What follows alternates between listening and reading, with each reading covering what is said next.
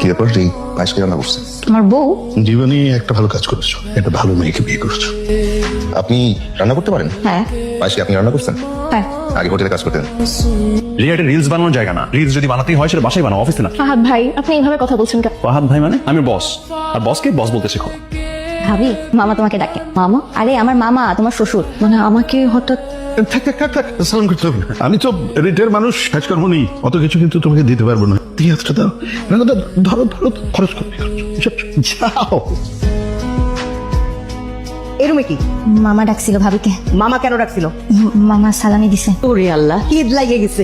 সালামি সালাম। আমার মেয়ে আর মেয়ের জামাই যাবে Cox's Bazar. No no no no, impossible. আরে তোমরা যাবো হচ্ছে সুইজারল্যান্ডের জেনেভা, ইন্টারলাকেন, না হয় ইটালির ভেনিস। জি না। ওকে, আমি হেল্প করি। না না, কোনো হেল্প করতে হবে না। তুমি নতুন মানুষ, নতুন আসছো, কিছুদিন ঘুরো ফিরো বেড়াও, বাসা সবকিছু বুঝো, তারপরে হেল্প করো। আমাদের স্বামী তলে তলে একটা মেয়েকে পছন্দ করে বিয়ে করে নিয়ে আসলো, এটা আমি ভাবতেই পারি না।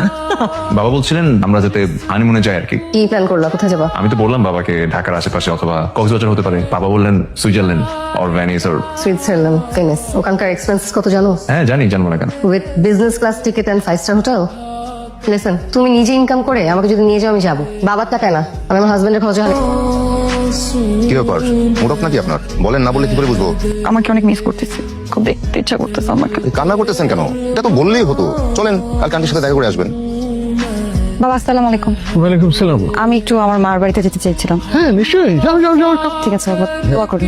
আর তোমার মাকে আমার সালাম দিও। হ্যাঁ, কে কাকে সালাম দিবে? ও ওদের বাড়িতে যাচ্ছে তো, ওর মাকে সালাম দেওয়ার কথা বলো। ওদের বাড়ি আছে ঢাকা শহরে।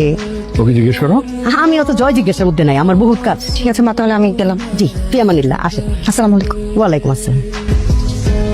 ওনার আম্মার সাথে কবে থেকে পরিচিত? যেইভাবে বললে তোমার মাকে আমার সালাম দিও।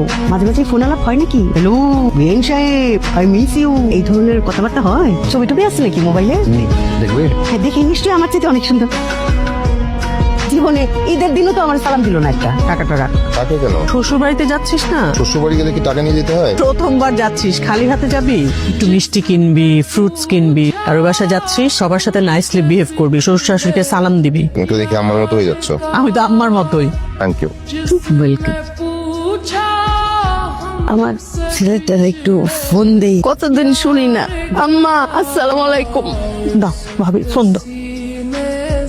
ফাহাদ তোমার ফোন বাজে।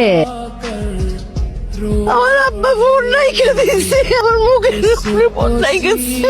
অফিসে আছে, ফোন ব্যস্ত আছে। এক্স গার্লফ্রেন্ড না, এখন থেকে হাইড করা শুরু করে দিচ্ছে। স্যার কি বলছো তুমি এসব? কি বলছি মানে? তুমি ফোনটা কেন ধরলে না? তোমাদের মতো ছেলেদেরকে আমার ভালো মতো চেনা আছে।